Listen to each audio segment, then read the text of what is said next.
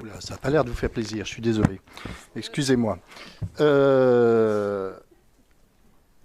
Oui, je peux? Ah bon, d'accord, merci. Alors, effectivement, le contexte est difficile. L'héritage de vos choix ou de vos non-choix politiques depuis 8 ans fait que la situation devient effectivement catastrophique pour la ville de Grenoble.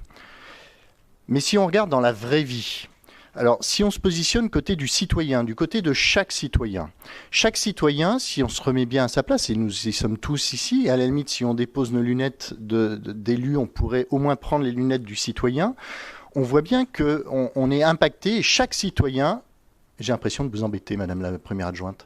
Ah bon, d'accord, excusez-moi. Et on voit bien que chaque citoyen subit et se prend en pleine tête l'inflation. Ça vous fait sourire.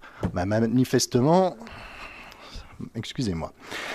On voit bien donc que chaque citoyen se prend en pleine tête l'inflation, à la fois pour manger, à la fois pour se chauffer, des besoins de base, à la fois pour se déplacer, pour aller travailler, à la fois toute la répercussion des prix qui est faite sur l'habillement, sur tout ça, l'inflation, quoi. Et on voit bien que la suppression de la taxe d'habitation ne suffit pas à absorber toute l'augmentation de cette inflation. Et aujourd'hui, le citoyen va se prendre en pleine tête l'augmentation de votre fiscalité. Alors vous avez beau dire que ça se remplace à l'euro près de la suppression de la taxe d'habitation, mais justement la taxe d'habitation ne suffit même pas à absorber l'inflation. Alors, dans la réalité, le citoyen, dans la vraie réalité, le citoyen va se prendre, même dans vos basses estimations, les 134 €, et on sait que c'est quelque chose, ça vous fait sourire, mais c'est désolé, mais même si on sait qu'effectivement 134 € pour un ménage, c'est important quand il y a peu de moyens. Donc voilà, ça c'est la vraie réalité côté citoyen. Côté entreprise, eh ben, les entreprises se prennent aussi l'inflation en pleine tête. Et l'inflation, comme M. Fristo essayait de nous expliquer l'autre jour en réunion d'information qu'il y avait plusieurs inflations, soit, allons-y. Alors, les entreprises ont aussi une inflation qui est effectivement plus importante, côté énergie, etc. Et malgré tout, eh bien, ils ne repoussent pas leur budget au mois de mars, ils le font maintenant, parce qu'il est de leur responsabilité de le faire maintenant, sinon ils seront obligés de licencier massivement s'ils n'anticipent pas. Et donc, dès maintenant, ils essayent d'adapter leur marché, leurs actions, au regard de cette forte inflation. Il en est de même pour chaque association. Chaque association subit aussi l'inflation. Un club de sport, eh bien, il subit l'augmentation des fluides, il subit l'augmentation du gasoil quand il faut amener en minibus ces jeunes. Ça vous fait sourire, je suis désolé pour eux. Mais ils subissent aussi l'inflation quand il faut qu'ils amènent les jeunes sur des matchs, etc.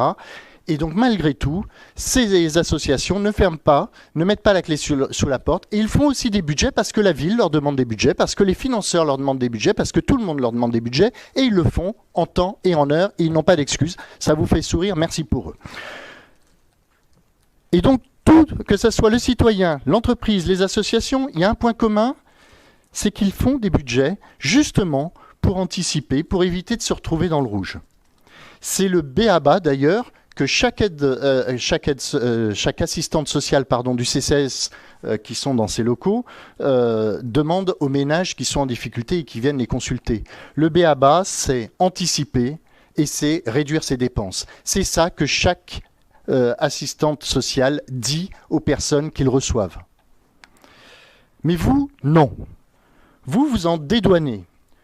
Et vous repoussez même le débat budgétaire pour justement, alors en mettant la faute sur les autres, mais justement pour ne pas en parler. C'est bien là l'irresponsabilité.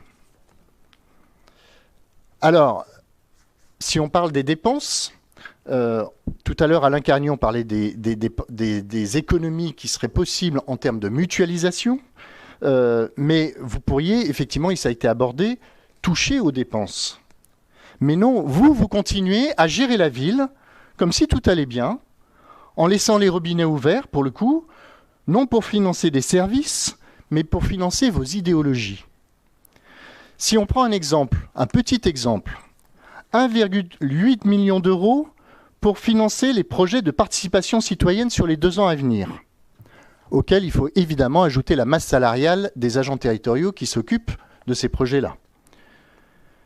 Eh bien, je suggère qu'au moins, puisque vous n'avez pas la décence de baisser les dépenses, mais qu'au moins, quand vous proposez au vote ces projets de participation citoyenne, qu'il soit mentionné que cela est financé soit par la dette, soit par l'impôt, l'augmentation de l'impôt.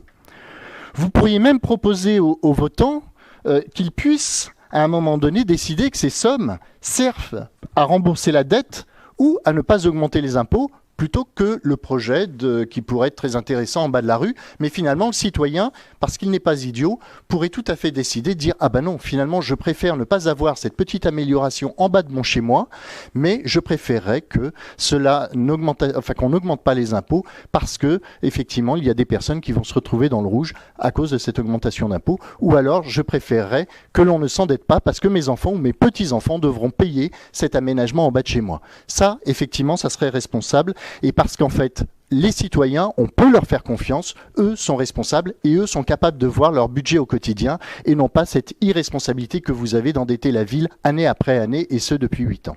Merci.